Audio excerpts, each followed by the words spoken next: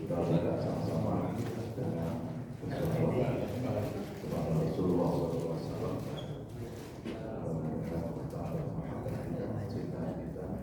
Kepada Rasulullah SAW. Sallallahu ala Muhammad. Sallallahu alaihi wasallam. Sallallahu ala Muhammad.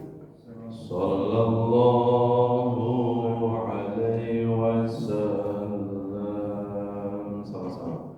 Sallallahu ala Muhammad. Sallallahu alaihi wasallam. Sallallahu ala Muhammad.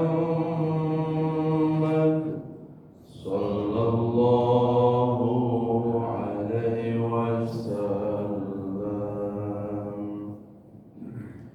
Ya Habibi ya Muhammad, ya arusal khafiqaini, ya muayyad ya mumajjad, ya imam al-qiblataini. Sallallahu ala Muhammad. Sallallahu alaihi wasallam. Sallallahu ala Muhammad. Sallallahu alaihi wasallam. Anta syamsun, anta badrun, anta nurun fawqa nuri, anta iksiru wa ghani, anta misbahus suduri. Sallallahu ala Muhammad. Sallallahu alaihi wasallam. Sallallahu ala Muhammad. Sallallahu alaihi wasallam.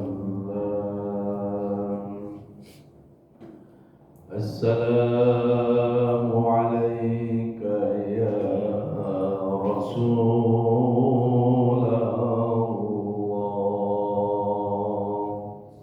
Salam rindu untukmu ya Rasulullah. Assalamu alayka ya Sayyidi ya Habiballah. Assalamu alayka ya Sayyidana wa Habibana wa Shafi'ana wa qurrata a'yunina wa maulana Muhammad wa ala وصحبه وبارك وسلم أجمعين.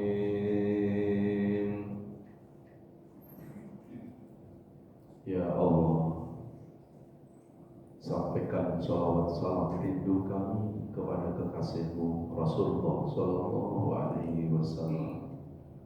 Ya Allah, sandingkan kami, sandingkan seluruh keluarga kami, sandingkan ayah dan ibu kami, kelak di akhiratmu bisa bersanding dengan Rasulullah di dalam surga, bisa bersanding dengan orang-orang yang Engkau kasihi. Rabbana taqabbal mahabbatana ila rasulika karim. Al-Fatihah.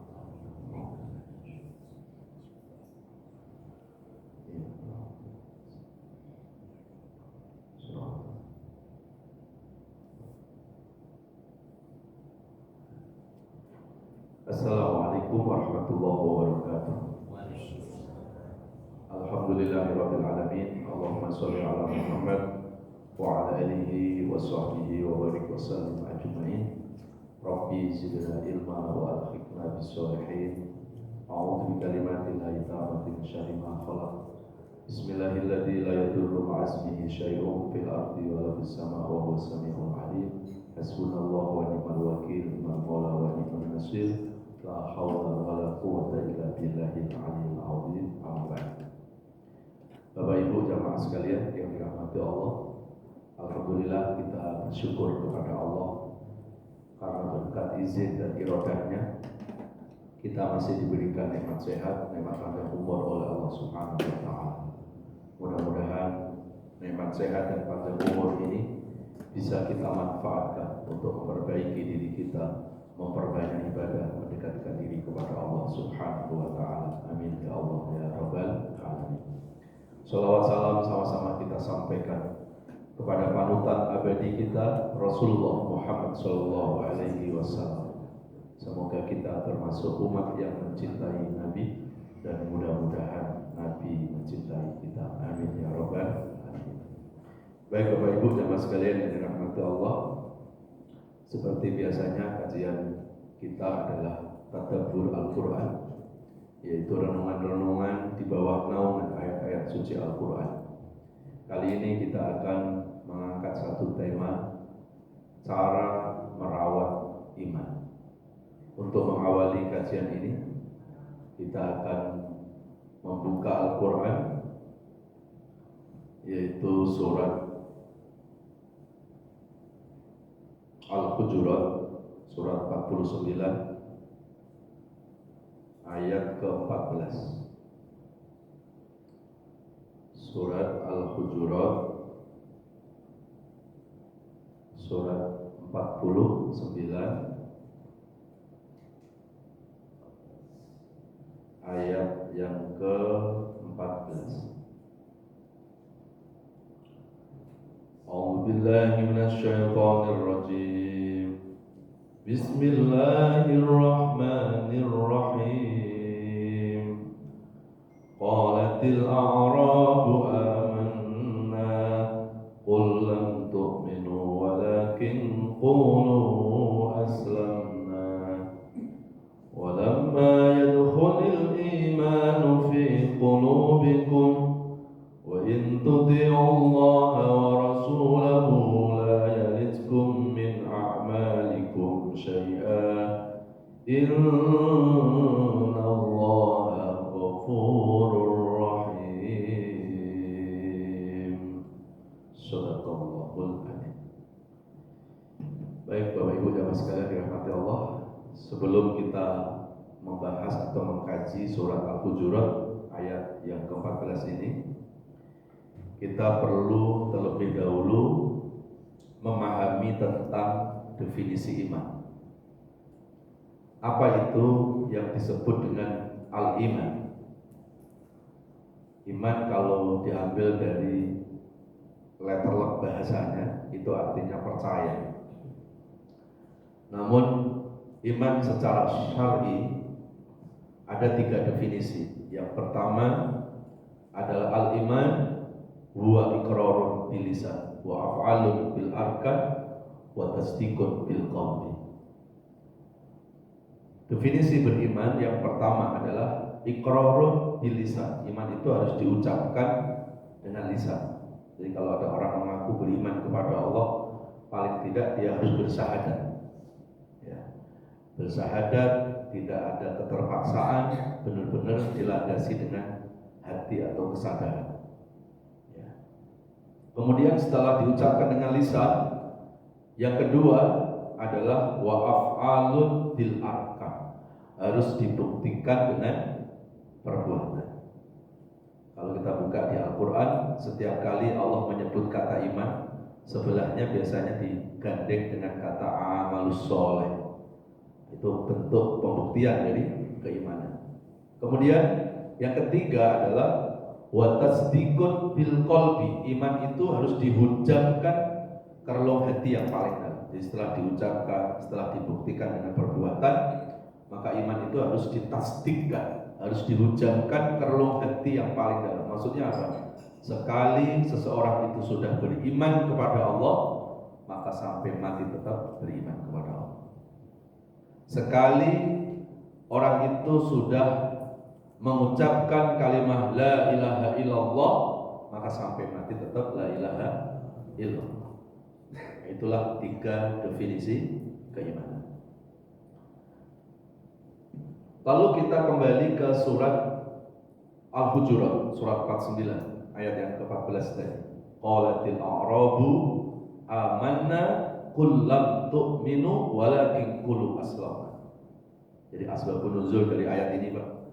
Rasulullah pernah didatangi oleh sekelompok orang Badui, ya, orang Desit, ya. Dulu tahun 80 atau sekitar 70-80 itu pernah dirumahkan oleh pemerintah Arab Saudi, Pak. Dirumahin, dikasih rumah gratis, kehidupannya dijamin, ya. Pagi baru diresmikan, paginya itu sudah kosong lagi rumahnya. Karena memang orang Badui itu nggak bisa dirumahkan. Jadi hidupnya ya seperti di masyarakat kita itu, di pedalaman, di hutan-hutan. Ya. Jadi ada sekelompok orang Badui datang kepada Rasulullah SAW. Lalu mereka berucap kepada Nabi, qalatil a'rabu amanna, ya Rasul, kami telah beriman. Kemudian Allah katakan kepada Nabi, qul lam tu'minu walakin qulu aslamna. Sesungguhnya mereka belum beriman, mereka itu baru Islam. Nah, ini bedanya iman sama Islam, Pak. Kalau Islam belum tentu beriman, tapi kalau beriman pasti Islam. Sama juga dengan bedanya iman sama takwa. Ini kan tipis-tipis ini. Padahal sebetulnya ada perbedaan yang sangat signifikan. Kalau iman itu kalau iman disebutkan dalam surat Al-Hujurat tadi, walamma yadkhulul imanu fi qulubikum. Kenapa orang Badui yang sudah berucap dia beriman itu dikatakan tidak beriman oleh Allah? Karena iman baru diucapkan oleh lisannya, belum dibuktikan dengan perbuatannya, dan belum dihujamkan ke relung hati yang paling dalam. Nah, berarti kalau bicara iman itu bukan sesuatu yang bermakna fisik. Kalau iman itu hubungannya dengan hati, maka nggak ada orang yang tahu kadar keimanan seseorang, nggak bisa. Ya, oh ini imannya tinggi, oh ini imannya rendah, nggak bisa, Pak. Karena keimanan itu nggak bisa dimaknai secara fisik. Ya, bahkan kalau kita buka dalam hadis Rasulullah SAW, yang hadis ini riwayatnya Sahih, apa kata Rasulullah? Maka yu'minu billah wal yaumil akhir falyaqul khairan aw liyasmut. Dan siapa yang mengaku beriman kepada Allah, maka akan dilihat dari ucapan. Coba, nggak bisa iman seseorang itu dikatakan baik hanya dari sholatnya saja, puasanya saja. Tapi ternyata apa? Akan dilihat dari ucapan. Ada orang sholatnya nggak pernah ketinggalan, ngajinya nggak pernah ketinggalan, tapi omongannya kalau nggak nyakiti orang nggak bisa, maka dia belum dikatakan beriman. Coba. Jadi sangat rahasia sekali iman itu. Maka yang tahu iman seseorang yaitu hanya Allah dan diri orang itu sendiri. Jadi cuma kadang manusia itu tidak pernah berusaha untuk memperbaiki keimanan ketika iman itu lagi turun. Tapi sebetulnya dalam diri manusia itu ada alarm, Pak, yang memberikan pemberitahuan ketika iman ini turun atau ketika iman itu lagi naik. Ya. Maka iman itu sesuatu yang sangat tersembunyi. Ya, walamma yadkhulul iman fi qulubikum. Iman orang Badui itu belum sampai ke hati. Ya, sebab itu orang Badui itu baru dikatakan Islam tapi belum beriman. Nah, jamaah sekalian yang dirahmati Allah Subhanahu wa taala. Dan untuk membuktikan orang itu benar-benar beriman kepada Allah adalah wa in tuti'ullaha wa rasulahu la yalidkum min a'malikum syai'a. Jadi ketika orang itu berbuat kebaikan, dia mentaati Allah dan Rasulnya, baru disitulah ya orang itu tidak diragukan keimanannya kepada Allah. Itu yang saya sebutkan di awal tadi, Pak, bahwa menjadi orang beriman itu syaratnya ada 3 tadi. Dia mengucapkan dengan lisannya, lalu dibuktikan dengan perbuatan, dan setelah itu diucapkan ke relung hati yang paling dalam. Nah, ketika iman sudah masuk ke dalam hati yang paling dalam, naiklah level iman itu, Pak, menjadi apa? Menjadi iman yang istiqomah. Jadi kalau kita kepengen tahu apakah iman kita ini sudah istiqomah atau tidak, harusnya kita bisa lihat dalam keadaan apapun iman kita ini berubah atau tidak. Kalau dalam keadaan kita lagi susah, baru kita naik iman kita, semangat ibadah kita kepada Allah bertambah. Tapi begitu kita dalam kesulitan, lalu turun semangat ibadah kita, semangat iman kita, berarti iman kita itu belum istiqomah. Maka kenapa ketika iman itu mau dinaikkan oleh Allah, iman itu gak dibiarkan oleh Allah begitu saja. Ya. Iman itu pasti akan diuji oleh Allah. Dan dengan ujian itu, sesungguhnya Allah akan menaikkan kelas keimanan. Makanya setiap orang yang beriman kepada Allah, hidupnya tidak akan lepas dari ujian. Jangankan kelasnya kita yang manusia biasa, sekelas para nabi dan rasul saja, tidak ada yang hidupnya itu dianakaskan oleh Allah tanpa ujian. Tidak ada nabi dan rasul yang hidupnya itu dimanjakan oleh Allah, tidak ada. Bahkan dikatakan dalam hadis apa? Inna asyaddal bala al-anbiya, summal auliya, summal ulama, summal adna bil adna. Ujian yang paling berat itu ujian para nabi. Kita ini belum seberapa, Pak. Ujian yang paling berat itu ujiannya para nabi. Setelah para nabi siapa? Sumal aulia, para wali, kekasih-kekasih Allah. Setelah para wali baru apa? Sumal ulama. Setelah itu baru sumal adna bil adna, baru kita. Kenapa ada orang diuji dengan ujian berat? Ya bisa jadi karena kelas imannya kelas berat. Kenapa ada orang diuji dengan ujian biasa-biasa? Ya bisa jadi Allah tahu ini kelas imannya juga kelasnya biasa-biasa. La yukallifullahu nafsan illa usaha. Tidak mungkin Allah itu membebani sesuatu kalau itu di luar kapasitas kemampuan manusia. Jangankan Allah, Pak, nggak mungkin salah menguji manusia. Seorang guru saja nggak mungkin salah menguji muridnya. Kan nggak ada kan guru SMP terus memberikan ujian kepada muridnya dengan pelajaran SMA, kan nggak mungkin, Pak. Kalau ada guru seperti itu, jangan-jangan muridnya lebih pintar dari guru. Nah, kalau guru aja nggak mungkin salah memberikan ujian kepada muridnya, apalagi Allah. Maka jangan pernah kita merasakan wah ujianku ini berat, jangan, Pak. Nggak mungkin Allah itu tidak tepat memberikan ujian kepada hamba. Dan sebetulnya berat dan tidaknya ujian itu bukan dilihat dari ujiannya, tapi akan kembali pada keimanannya tadi. Kalau orang itu imannya kuat, insya Allah orang itu tidak akan cengeng dalam menghadapi ujian itu. Orang kalau imannya baik, pasti dia akan bisa ikhlas dalam menjalani kehidupan. Dan kalau orang sudah ikhlas itu akan mendatangkan kekuatan. Dan begitu sudah kuat, yang berat akan jadi ringan. Jadi sebetulnya berat dan tidaknya ujian itu bukan dilihat dari ujiannya, tapi akan dilihat dari keimanannya. Kalau iman itu baik, maka dia juga akan baik dalam melarikan masalahnya, meralikan persoalan-persoalan dalam kehidupan. Selama ini kan kadang kita banyak membawa masalah ke pikiran, ke akal. Iman itu nomor kesekian. Jadi kita gunakan menghadapi masalah-masalah hidup itu kebanyakan dengan kecerdasan intelektual kita. Lalu pertanyaannya, di mana spiritual kita? Di mana iman kita?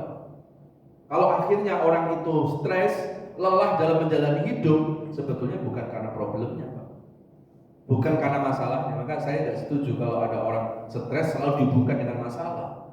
Karena faktanya tidak ada orang hidup yang tak ada masalah. Bahkan Nabi mengatakan apa? Kalau kita sudah menyelesaikan satu masalah, Pak, bersiap-siap menghadapi masalah berikutnya. Sepanjang hidup kita ini masih ada, hidup kita nggak lepas dari masalah. Maka itu yang Allah jelaskan dalam surat Al-Mulk, surat 67 ayat yang kedua, Alladzi khalaqal mauta wal hayata liyabluwakum ayyukum ahsanu amala. Itu sudah Allah jelaskan, Pak, bahwa Allah menciptakan kehidupan, isinya itu ujian. Berarti kan sepanjang kita ini masih hidup kita akan lepas dari masalah. Ya, maka salah satu cara untuk menyelesaikan masalah pertama adalah dengan keimanan. Kalau iman kita baik, Pak, pasti kita tidak akan salah dalam melarikan masalah. Kita tidak akan melarikan masalah ke akal kita, ke pikiran kita. Pertanyaannya, sekuat apa akal kita untuk menghadapi masalah hidup? Masalah hidup ini terjadi atas takdir Allah, lalu takdir kita lawan pakai akal kita, nggak mungkin kuat kita. Maka disinilah pentingnya iman. Ya. Kalau orang itu imannya baik, dia juga akan baik dalam menjalani proses-proses kehidupannya. Al-iman asasul haya, al-iman asasuddin, kata Nabi. Iman itu pondasi dalam kehidupan manusia. Jadi kalau kita manusia mau kuat dalam menghadapi kehidupan ini, Pak, yang harus kita kuatkan adalah pondasi kita. Dan pondasi hidup manusia adalah di imannya.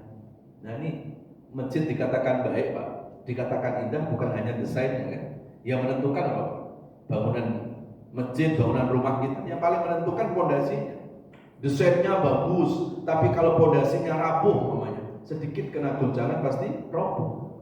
Dan ternyata kekuatan hidup manusia bukan pada fisik, Pak. Karena fisik kita akan berubah sesuai dengan pergeseran masa. Tak ada orang tambah tua tambah kuat. Jadi kalau semua masalah kita larikan ke diri kita, ke akal kita, ke fisik kita, pasti ya kita akan lelah dalam menjalani apa? Kehidupan. Makanya Allah menurunkan keimanan kepada manusia, karena kalau iman kita baik, iman itu akan menjadi way out, menjadi jalan keluar dalam menghadapi persoalan. Bapak Ibu, kalau kita dengar berita-berita di dunia ini, Pak, negara yang paling tertinggi tingkat bunuh diri, tingkat stres di dunia negara mana? Justru negara-negara maju, Pak. Negara-negara berkembang. Ya. Pertanyaannya, kan di sana banyak orang cerdas intelektualnya. Kenapa di sana banyak orang stres? Nggak bisa, Pak, menghadapi hidup hanya dengan kecerdasan intelektual. Ya. Menghadapi hidup ini juga perlu dihadapi dengan kecerdasan apa? Spiritual. Kalau kita punya iman, Pak, begitu akal kita sudah merasa nggak mampu menghadapi hidup, ngapain kita perkosa akal kita? Kalau kita orang beriman, pasti kita tundukkan akal kita. Lalu yang bicara adalah keimanan kita kepada Allah Subhanahu wa Ta'ala.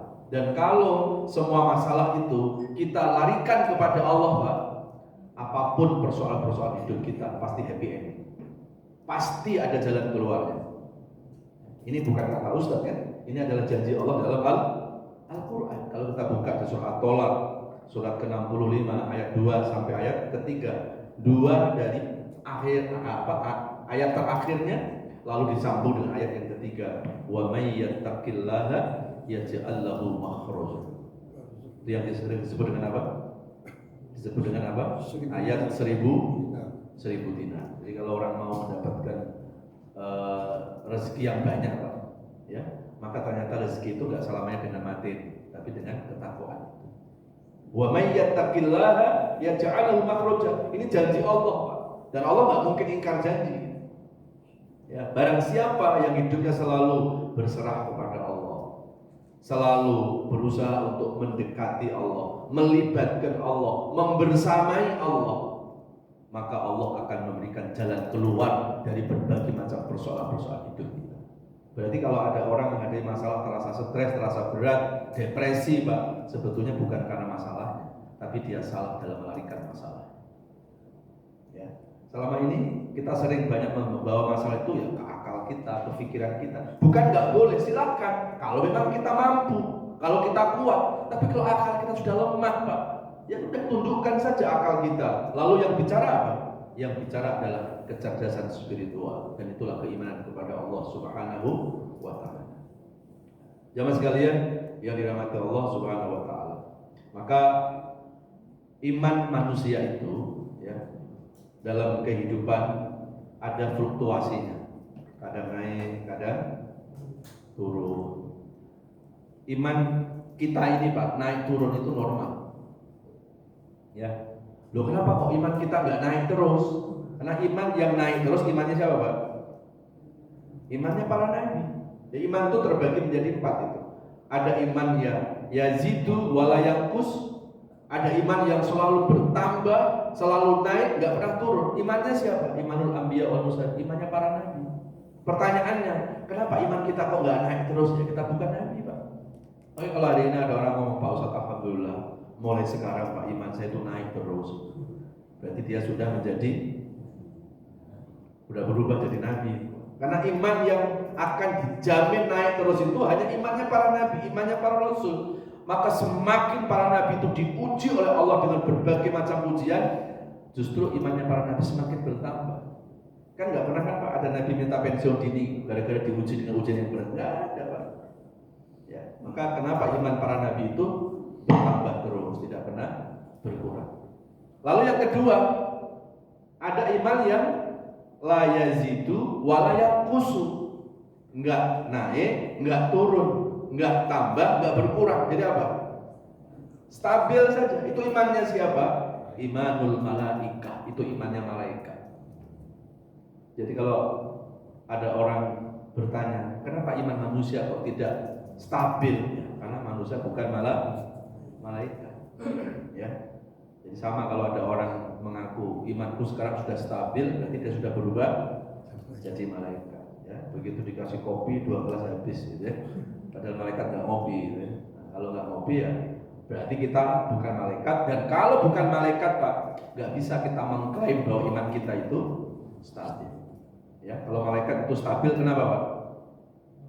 Karena malaikat itu la ya'sunallaha ma amarahum wa yaf'aluna ma yu'maru. Itu At-Tahrim surat 66 ayat 6. Malaikat itu memang tidak pernah maksiat sama Allah. Kenapa nggak pernah maksiat? Kenapa nggak pernah berbuat dosa? Karena malaikat diciptakan Allah tidak diberi nafsu.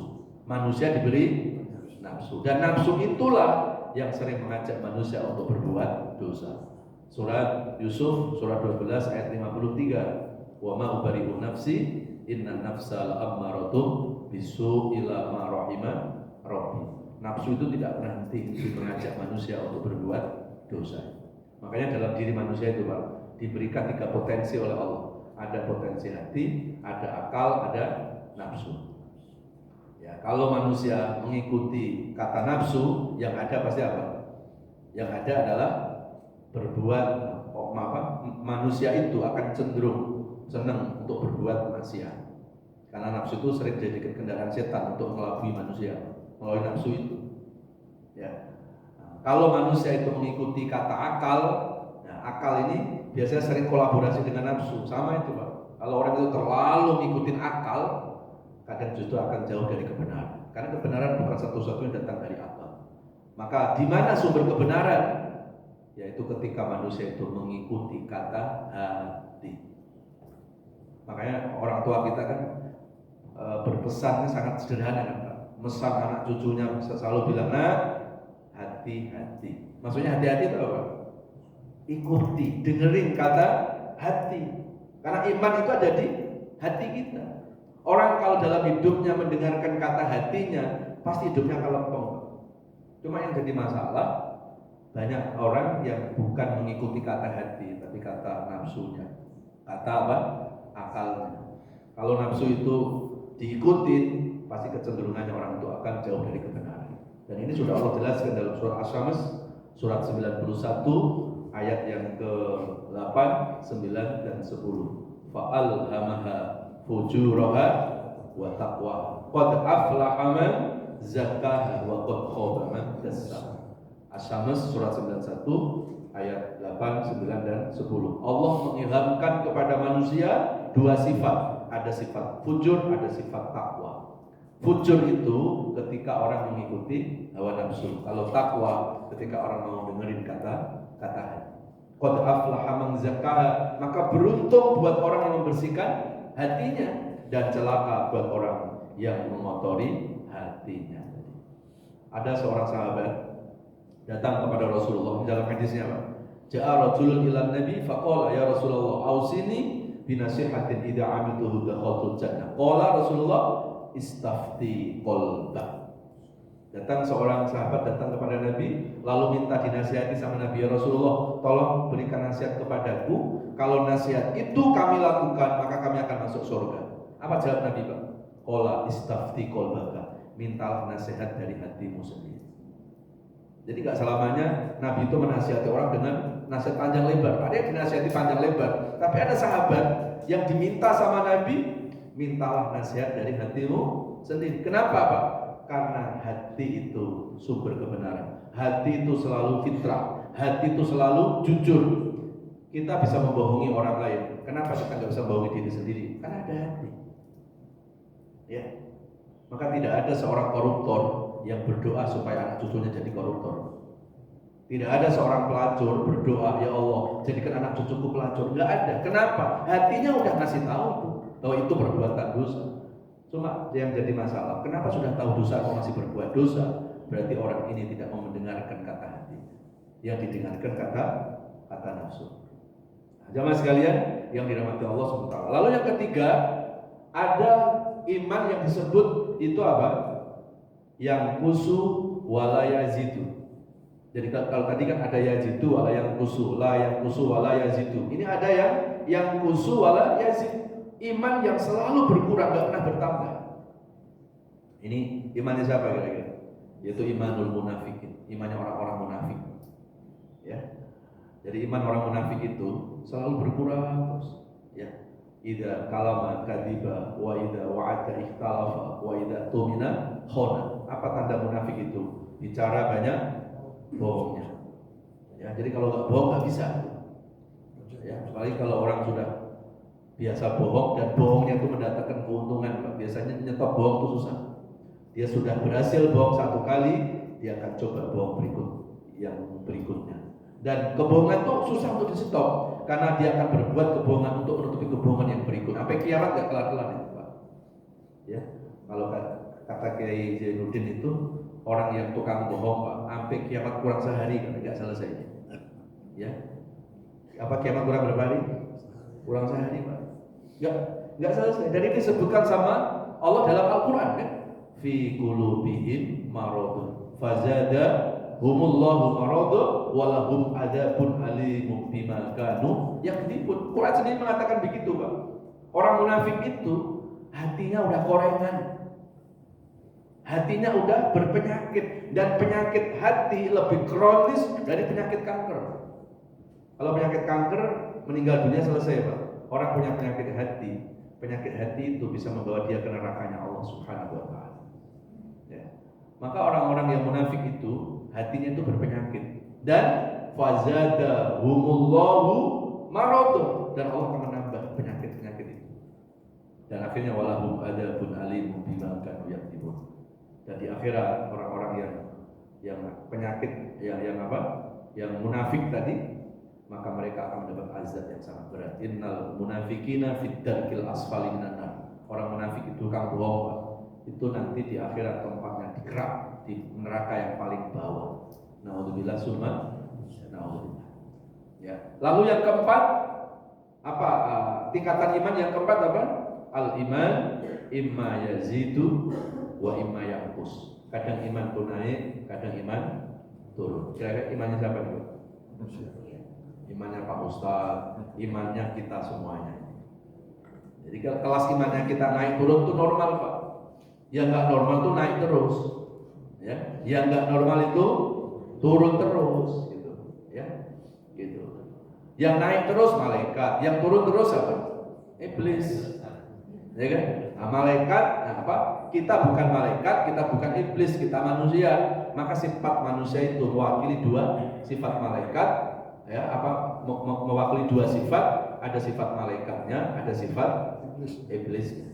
Sepanjang hidup manusia masih ada, nggak mungkin manusia benar terus, dan nggak mungkin manusia itu salah terus. Sejelek-jeleknya manusia pasti ada baiknya, dan sebaik-baik manusia pasti ada jeleknya. Loh, kenapa kok nggak benar terus ya? Itu malaikat. Kenapa nggak jelek terus? Itu iblis. Maka manusia itu mewarisi dua sifat, kadang benar, kadang salah. Jadi iman kita kelasnya itu apa? Kadang naik, kadang turun. Buat ngaji kayak gini insya Allah naik kita. Tapi nggak tahu setelah pengajian kan?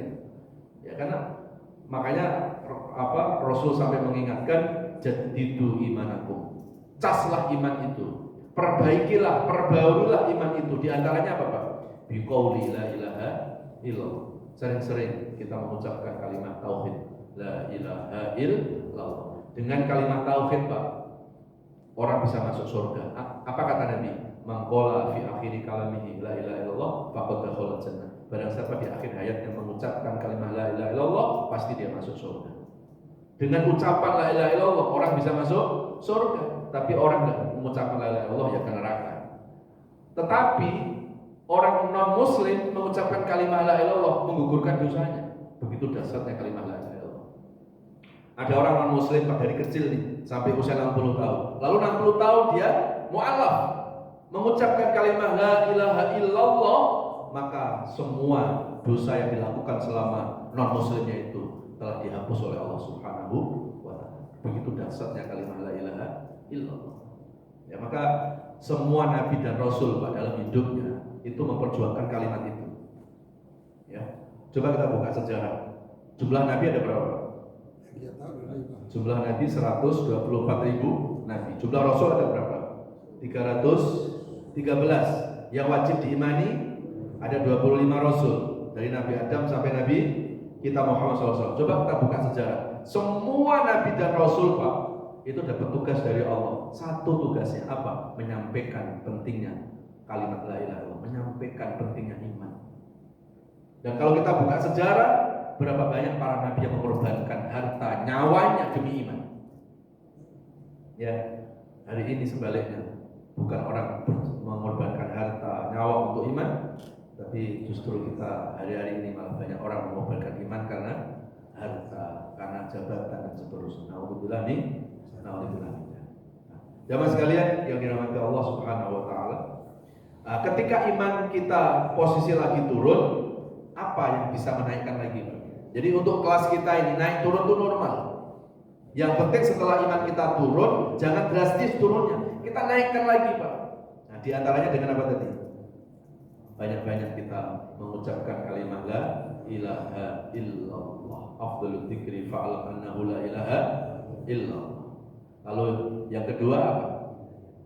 Supaya iman kita tidak turun drastis. Yang kedua, iman itu harus dinaikkan bil ilmi, dengan ilmu. Maka kalau kita buka di surat Al-Mujadalah, surat 58 ayat 11, dari pertengahan ayat ya, yarfa'illahu alladhina amanu minkum walladhina utul ilma darajat. Allah itu akan mengangkat derajatnya orang yang beriman dan yang berilmu. Jadi kalau kita berdoa, ya Allah, tinggikan derajat iman kami, naikkan iman kami, tingkatkan kualitas iman kami, berarti kunci yang harus kita lakukan apa? Kiat yang harus kita lakukan, ya kita harus tambahkan iman itu dengan ilmu kita. Jadi salah satu tujuan ngaji itu bukan sekedar hanya menggugurkan kewajiban, Pak. Ya, tujuan ngaji itu adalah untuk menguatkan keimanan. Maka nilai dari pengajian itu bukan dilihat dari ustadznya. Nilai pengajian bukan dilihat berapa kali kita sudah datang ke pengajian, enggak di situ. Tapi nilai pengajian kita akan dilihat sebelum dan setelah ngaji, ada nggak perubahan-perubahan diri kita. Nah, perubahan itu yang disebut apa? Peningkatan iman. Jadi kalau kita kepengen tahu, Pak Ustadz, ini aku sudah ngaji nih seminggu 4 kali, 5 kali. Kira-kira ngajiku ini sudah menaikkan iman apa belum? Gak perlu Ustadz yang ditanya. Lihat aja Pak, dari perubahan diri kita. Caranya bagaimana? Ya lihat aja sebelum ngaji sama setelah ngaji. Ada nggak perbaikan diri kita? Kalau ngaji sama nggak ngaji sama saja, kata Rasulullah. Jangan-jangan yang datang ke pengajian itu baru fisiknya, belum hati. Alhamdulillah. Maka nilai pengajian kita, apakah pengajian yang kita lakukan selama ini itu bisa mendongkrak keimanan atau tidak? Nah, kita bisa lihat dari sebelum dan setelah kita ngaji, Pak. Ada nggak perubahan-perubahan diri kita? Kalau sebelum ngaji masih senang apa? Maksiat. Setelah ngaji malah tambah baik, Pak. Jangan itu kan gitulah ya, tambah baik. Berarti apa? Ngajinya itu sudah membawa peningkatan iman. Tapi kalau ngaji nggak ngaji sama aja. Sebelum ngaji masih senang apa? Bu, masih senang apa? Ya, saya cuma ngomong gini gitu ya. Pasti sudah paham kan? Yang biasa merumpi itu bukan ibu-ibu, saya nggak setuju. Di mana-mana pengajian saya itu kebanyakan ibu-ibu, Pak. Jadi kalau ada yang bilang ibu-ibu senang merumpi, nggak percaya. Itu berita hoax, itu berita fitnah. Ya, saya nggak percaya karena kebanyakan pengajian itu banyaknya ibu. Masa udah senang ngaji masih senang merumpi, jadi saya nggak percaya. Itu berita hoax, berita fitnah itu ya. Itu. Iya, yang senang merumpi itu bapak-bapak. Kalau ibu-ibu suka nonton bola biasanya. Jadi cara untuk menaikkan keimanan adalah apa? Bil ilmi, dengan ikut kajian. Makanya di Quran, surat yang pertama kali turun kepada Nabi itu bukan surat tentang sholat, kan bukan kan Pak? Surat yang pertama kali turun kepada Nabi kan bukan haji, apalagi haji 3 bulan setelah Nabi haji terus meninggal dunia. Jadi yang paling terakhir itu. Surat yang pertama kali turun kepada Nabi itu bukan tentang sholat, puasa, bukan, tapi tentang ilmu, Pak. Maka turunlah surat Al-Alaq yang awal ayatnya apa? Iqra bismi rabbikal ladzi khalaq. Iqra, kita disuruh belajar, kita disuruh membaca. Kenapa kita disuruh membaca? Karena membaca jendela dunia, jendela ilmu. Ya. Jadi makanya kita nggak boleh bosan, nggak boleh jenuh, Pak, untuk terus bertolabul ilmi. Ya, apalagi kalau bicara tentang ilmunya Allah, Pak, ya Allah, nggak kelar-kelar, Pak, kita. Ya, nggak selesai-selesai. Di atas langit ada langit. Ya, ada orang dulu sebelum masuk di pesantren Quran, dia merasa, aduh, kalau hafal Quran kayaknya hebat. Itu sudah hafal Quran biasa, Pak. Nanti ketemu sama orang yang sudah hafal Quran, hafal tafsirnya. Lalu orang yang hafal Quran di mana posisinya? Iya ya. Saya baru hafal Quran, ini orang hafal Quran, hafal tafsir. Beberapa tafsir dia hafal. Dan hafalnya tidak kelotok di luar kepala. Karena sekarang banyak orang hafal Quran, kelotok di luar kepala. Kayak hilang semuanya. Kan kelotok di luar kepala. Maka kalau apa, nggak usah kelotok-kelotok. Harusnya ada di kepala. Begitu dia sudah hafal Quran, hafal tafsir, ketemu sama ulama yang hafal hadis. Dan hafal hadisnya nggak cuma teksnya, dia hafal sanadnya, dia hafal matannya, dia hafal rawinya. Di mana posisi orang yang hafal Quran? Nggak ada apa-apanya. Maka kalau kita mau jujur, Pak, semakin kita belajar ilmunya Allah, itu bukan semakin tambah pintar, justru kita semakin menyadari kekurangan dan kebodohan kita di hadapan Allah. Wa ma utitum minal ilmi ila qalila. Tidaklah aku berikan ilmu kepada manusia kecuali ilmu yang sedikit, kata Allah. Masa ilmu sedikit kita bilang sudah mentok, sudah merasa cukup? Enggak, Pak. Kalau Ibnu Abbas tuh menafsirkan surat Al-Isra ayat yang ke-85 itu, Pak, wa ma utitum minal ilmi ila qalila. Ibnu Abbas itu menafsirkan apa? Sedikitnya ilmu manusia dibandingkan dengan maha luasnya ilmu Allah.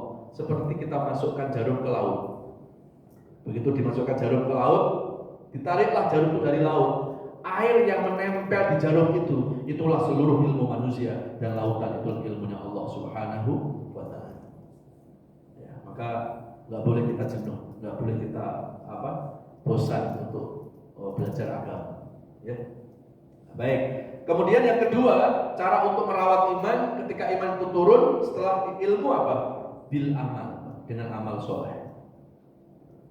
Maka di Al-Quran selalu Allah itu menggandingkan antara iman dan amal soleh. Wal asri innal insana lafi khusr illa alladziina amanu, sebelahnya wa amilus soleh.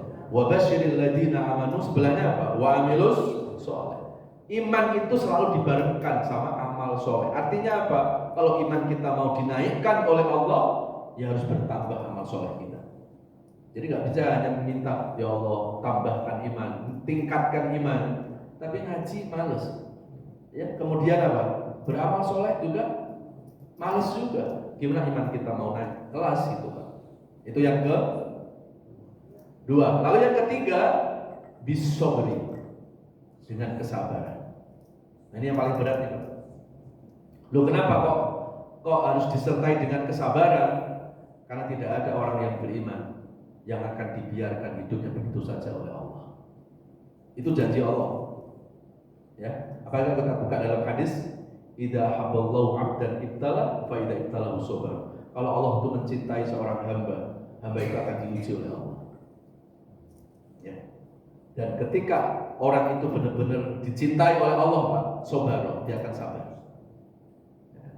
Jadi makanya kalau kita sudah mulai memantapkan iman, sudah mulai rajin ngaji, rajin ibadah, pokoknya kita sudah mulai memperbaiki diri. Loh kok tiba-tiba hidup kita malah banyak masalah? Yakini Pak, saat itu iman kita lagi diseleksi oleh Allah. Iman kita lagi mau diaudisi oleh Allah, mau dinaikkan kelas. Jadi nggak perlu kita khawatir, nggak perlu kita bahasa nggak perlu kita menggerutu ke Allah, ya, nggak perlu kita bersuudzon kepada Allah. Kan banyak orang yang ketika dia sudah mulai hijrah, sudah mulai beribadah, tiba-tiba dihadapkan dengan berbagai macam masalah, kadang dia salah persepsi kepada Allah. Oh nggak adil, loh kok nggak adil gimana? Iya, dulu saya masih brengsek malah lancar tahu hidup saya. Sekarang saya sudah rajin ke masjid, rajin sholat tahajud, rajin ibadah, loh hidupku malah banyak masalah. Lalu dia berpikir apa? Berarti Allah ini nggak adil. Percuma saya ibadah, percuma saya sholat. Kan banyak orang yang salah persepsi seperti itu Pak. Padahal kenapa kok yang diuji itu orang yang baik? Coba, kenapa yang diuji itu orang yang beriman Pak? Kenapa yang diuji itu orang yang baik? Kenapa yang brengsek kok nggak diuji? Lah kan ujian itu untuk menyeleksi keimanan, kan? Untuk menyeleksi kebaikan.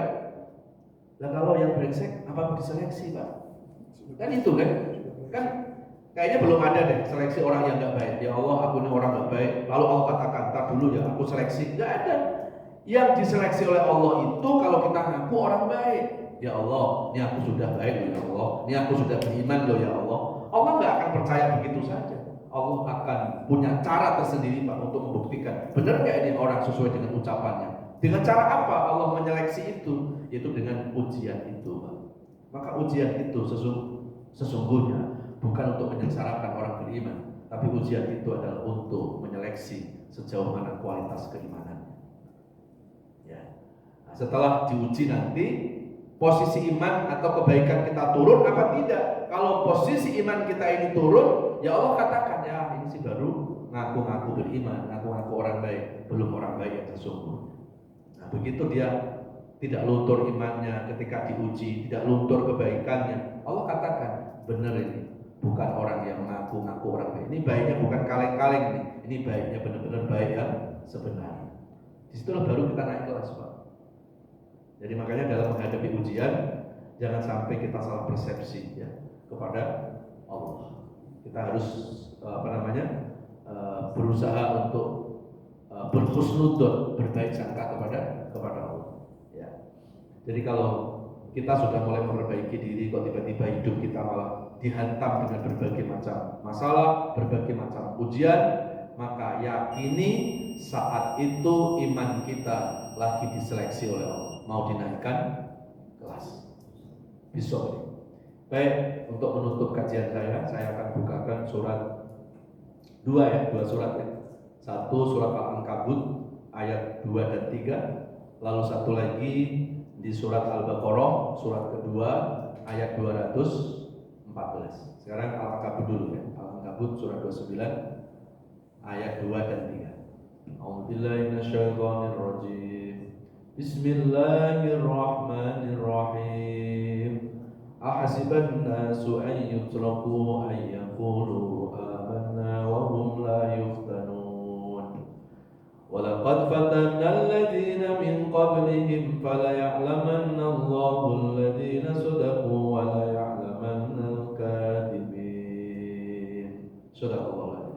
surah 29 ayat 2 dan 3, yang artinya apakah manusia mengira bahwa dia akan masuk surga sebelum dia diuji oleh Allah. Maka Allah akan menguji orang-orang yang beriman itu, dan dengan ujian itu Allah ingin tahu mana yang benar-benar beriman dan mana yang pura-pura beriman. Berarti kalau kita lihat ayat ini, Pak, setiap orang yang beriman itu tidak akan dibiarkan hidupnya oleh Allah tanpa ujian. Pasti orang beriman itu akan diuji. Dan kalau kita bahas ujian itu tidak selamanya identik dengan kesulitan, bahkan kesenangan juga ujian. Banyak orang lulus ketika menghadapi kesulitan, tapi banyak orang tidak lulus justru ketika menghadapi ujian berupa kesenangan. Maka kita harus hati-hati dalam menyikapi ujian yang berupa apa? Kesenangan. Banyak orang itu tergelincir itu ketika mendapatkan kesenangan. Seperti kalau kita bawa mobil, Pak, kalau jalan jelek nggak mungkin ngebut, dan jarang tabrakan di jalan jelek. Tabrakan itu selalu ada di jalan-jalan yang mulus-mulus itu. Makanya hati-hati ketika kita mendapatkan ujian berupa kesenangan. Ya.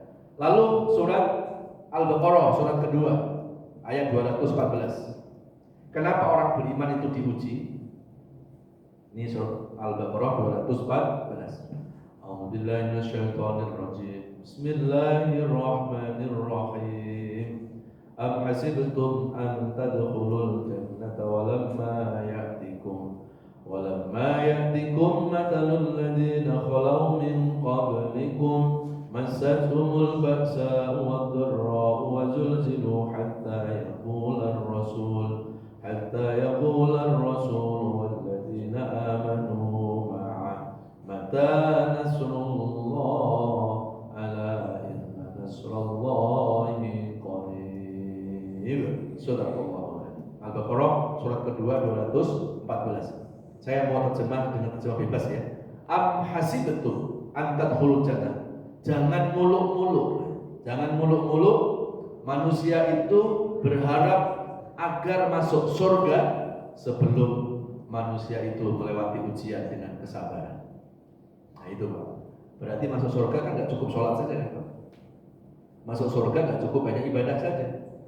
Selain sholatnya baik, selain ibadahnya baik, ternyata kesabaran kita menghadapi ujian hidup itu pun tidak disia-siakan oleh Allah.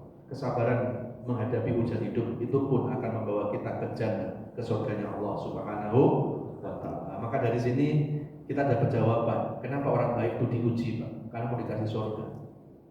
Nah kalau orang brengsek ya nggak diuji kan, masa orang brengsek kasih surga kan? Ya, walamma yadkhulul walamma ya'tikum masalul ladzina khalau min qablikum.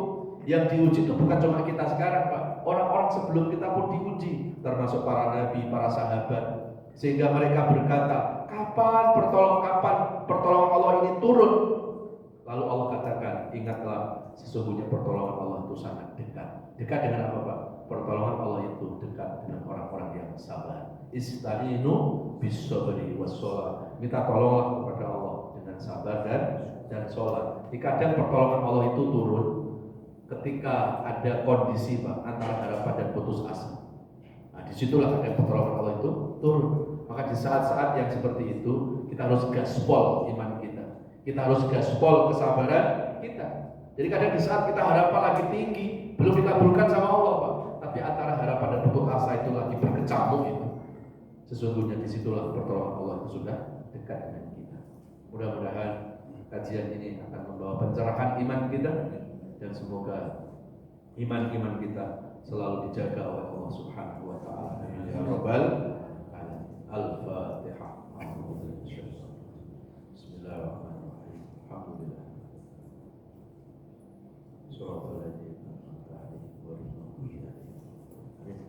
A'udzu billahi minasyaitonir rajim. Bismillahirrahmanirrahim. Alhamdulillahirabbil alamin. Allahumma sholli ala Muhammad wa ala alihi wa sahbihi wa barik wa sallim ajma'in. Amin ya Allah, amin ya Rahman, amin ya Rahim, amin ya Allah ya mujibas sa'ilin. Istajib du'a'ana ya sami'at du'a wa ya arhamar rahim. Ya Allah ya Rahman, ya Allah ya Rahim, ya Allah ya mujibas sa'ilin. Istajib du'a'ana ya sami'at du'a wa ya arhamar rahim. Ya Allah, bila hidup ke depan kami masih membawa kebaikan-kebaikan, mohon ya Allah berkahi dan panjangkan usia kami. Ya Allah, Berikan kesehatan jasmani dan rohani kami ya Allah. Angkat seluruh penyakit-penyakit kami ya Allah, baik penyakit fisik maupun penyakit hati yang susah diobati. Ya Allah, berikan keikhlasan dan kesabaran dalam menjalani sisa-sisa hidup ini ya Allah. Jadikan sisa-sisa hidup kami ini menjadi hidup yang jauh lebih baik, hidup yang lebih berkah, hidup yang penuh ibadah, hidup yang selalu mampu memperbaiki diri. Ya Allah, dari mulai hari ini sampai Engkau mencabut nyawa kami, tetapkan iman dan Islam kami ya Allah, sehingga hanya nama-Mu yang kami sebut ketika kami menghembuskan nafas terakhir kali. Ya Allah, sebelum ajal menjemput kami, izinkan kepada kami untuk bertaubat kepadamu ya Allah. Ajarkan kepada kami makna taubat ya Allah, agar kami mampu menyadari dosa-dosa kami selama ini. Kami bukan orang yang suci dari dosa ya Allah. Kami bukan orang yang suci dari kesalahan. Kami menyadari banyak dosa-dosa dari masa lalu hingga saat ini ya Allah. Ampuni dosa-dosa kami ya Allah. Jangan Kau balas dosa-dosa kami dengan kemurkaan-Mu ya Allah. Jangan Kau balas dosa-dosa kami dengan musibah-musibah yang selalu menghampiri hidup kami ya Allah. Wassallallahu ala nabiyyina Muhammadin wa ala alihi wa sahbihi wasallam. Walhamdulillahi rabbil alamin. Subhanakallahumma wa bihamdika asyhadu an la ilaha illa anta astaghfiruka wa atubu ilaik. Mohon maaf lahir batin. Wassalamualaikum warahmatullahi wabarakatuh.